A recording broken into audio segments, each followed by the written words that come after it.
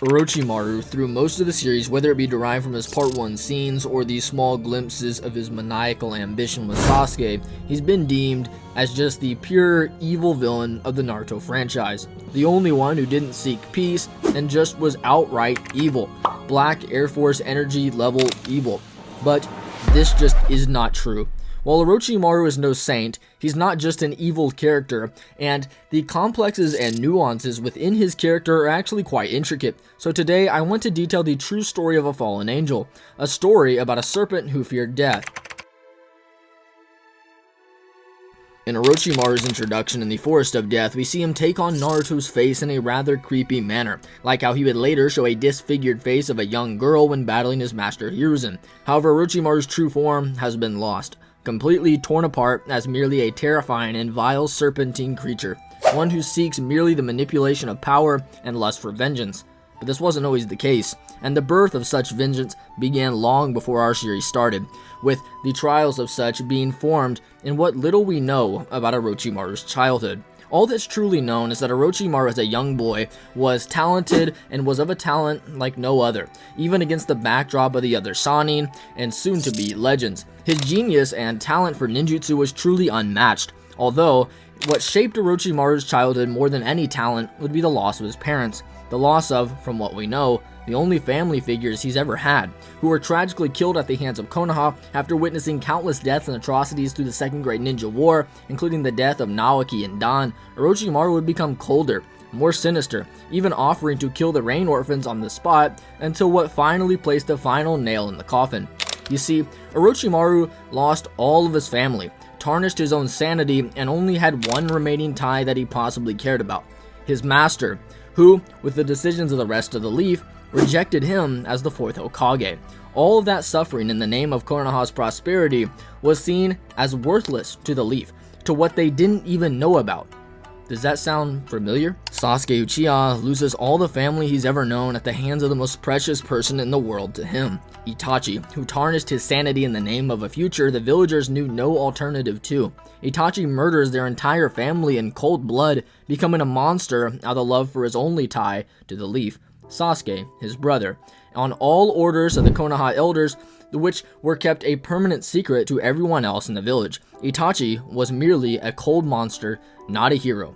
Just like Orochimaru, Sasuke Uchiha, after finally learning the truth about his brother, realizes that all of these things were the Leaf's fault, and he rampages at the 5 Kage summit, screaming and laughing, going completely mad, tormenting himself after feeling like the Leaf was laughing at Itachi's sacrifice. Vengeance was all that Sasuke had, the only glimpse of light in a world full of darkness and lustful ambitions for power. Such ambitions so vast that becoming a monster is what would be needed, and Sasuke was a monster on the surface, but only on the surface. Sasuke was just a kid who lost everything he ever knew for the prosperity of a village who neither knew of it nor cared. Sasuke was a tormented kid who lost everything, seeking the furthest extent of everything he's had of revenge to justify all the madness that he's enduring just to make sure it isn't for nothing. Itachi, no, the village, took everything from a promising kid. Orochimaru is no different from Sasuke, as he even remarks that Sasuke is feeling Naruto's chakra and that Naruto is weighing on Sasuke's mind, the only friend he's ever known, the only one who didn't look at Sasuke as a terrorist monster, but rather a kid who lost everything, who no one understood, was weighing on Sasuke's mind. Sasuke, before making his decision, looks over at Konoha one more time, prompting Suigetsu to ask, "What's up with Sasuke?" And Orochimaru's response is exactly what I've laid out so far. He's exactly like me just before Operation Konoha Crush. How so? Suigetsu asked, to which Orochimaru states, "Even if both he and the village has changed, this place is still his homeland where he was born. He needs some time to reconfirm his decision and resolve through immersing himself in sentimentality and retracing the past," with Suigetsu's final remark being, "So you're still not over it, huh?" This is so intriguing because it confirms that what Orochimaru is still so haunted by is killing the only person who ever cared about him, who he believed was the true perpetrator in the loss of his parents and everything he's known, like how Itachi was the believed perpetrator for Sasuke's torment. Hiruzen was this figure for Orochimaru. When Konoha Crush goes underway, the thought of what he was about to do forces Orochimaru to literally cry. Killing his master, he couldn't draw that kunai to Hiruzen's throat. He instead thrusts it through his own hands, forcing the tears to fade, forcing himself to move on. Hiruzen states that, Orochimaru, so you actually possess some regret about killing your master? And that in fact, Orochimaru, at his core, isn't one to be moved by hatred. Furthermore, this battle ensues at the most titanic of fashions, Orochimaru proving that all along he had what it took to be Hokage. He was strong enough, yet it was pathetic. It was the pathetic philosophies of Konoha that prevented him from grasping the only reward that they had stripped him from, the only reward for all of his suffering. Orochimaru is now so tormented that if you notice, he doesn't ever even attack Hiruzen offensively.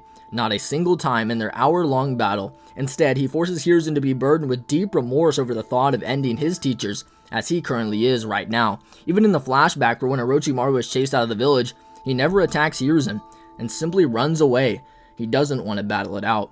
Orochimaru isn't some monster. He's again someone who lost everything in the name of a village who couldn't give a damn. He was deemed by his own teacher, or so he believed, to not be worthy of the title of 4th Hokage, and that in such a spiral he would fall into what was simply struggle, as he states himself. Orochimaru needed power, more and more power, power so great that he could even circumvent death itself, something that took his parents away from him and was actively taking his teacher every single day. Hiruzen at one point was praised as a god of shinobi, someone said to know and possess all jutsu in Konoha, surpassing the abilities of the other Hokage. Yet he, someone that strong, was plagued by the burden of age. Someone so powerful with so many jutsu under his belt was succumbing to age? This thought haunted Orochimaru, and the fear of his own imminent death burdened him more, for he subliminally wanted to be like Hiruzen, even using the definition of jutsu mastery as what defines a shinobi, likely because he was around Hiruzen. He looked up to Hiruzen.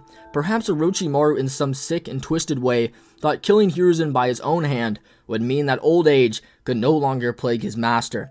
Although, as we saw, whatever reason behind his own justification behind the Konoha crush would fall apart the moment he realized that he wasn't ready to kill his master. If you still think Orochimaru, for whatever reason, is just a heartless, evil monster, and that's all, then I want to revisit another perspective, one through Sasuke, who we've detailed is exactly the same as Orochimaru in nearly every way from their departure. And while Orochimaru did many more evil things on the surface that seem outright cynical and gross, Sasuke still tried to murder his 12-year-old best friend, murdered literally hundreds and hundreds of shinobi just while training, literally tried to ignite his only comrades on fire, tried to murder both Sakura and Kakashi, killed many innocent samurai at the Kage summit, and tried to assassinate every world leader. In doing so, of the which he shot lightning through his only comrade's chest, this summit rampage also being a primary reason for the 4th Great Ninja War. It becomes clear that Sasuke is also a monster.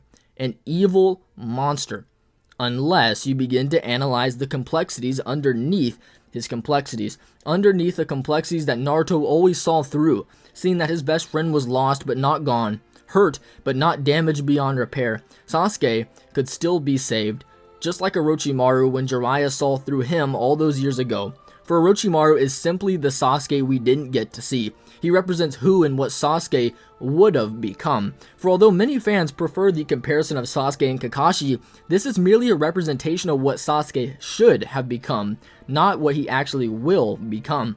For as Itachi became a monster, killing his whole family out of the love for his brother, and Sasuke to do the same in the summit long before them was Orochimaru, a boy who lost everything, including his own sanity, which he gave up out of the love for his sensei and the hope that he wouldn't turn out like everyone else he's ever cared about around him. Dead. A boy who once gazed upon his parents' grave where a previously shed snakeskin of a rare white snake was resting, a sign that Hiruzen said meant his parents were going to be revived somewhere else, and that someday, maybe someday, he could see them again, if only he lived long enough to do so, even if it meant living for eternity. But what do you guys think? Did I manage to change your mind on whether Orochimaru was truly a monster all along, or was he truly someone who, like Sasuke, became a monster for other reasons? If you guys did enjoy this video and would be interested in more Naruto narrative videos that go over misconceptions and misunderstood characters like this, then please consider subscribing and liking the video, as these do take a lot of intricate and careful consideration of a very vast story. But anyway, more importantly, God bless you all. Love you guys.